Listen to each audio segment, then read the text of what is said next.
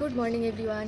আজকে সকাল সকাল ঘরের সমস্ত কাজ করে নিয়ে স্নান করে চলে এসেছি, কারণ আজকে হচ্ছে ফলহারিণী অমাবস্যা, কালী পুজো। তো আজকে এটা পড়েছে সন্ধ্যে 7:15 থেকে। আমি তো করবো পুজোটা, তাই জন্য আজকে সকাল সকাল সমস্ত কাজ সেরে নিয়ে। কে কে করছো বা কে কে জানো এই ফলহারিণী অমাবস্যা সম্বন্ধে অবশ্যই জানিও।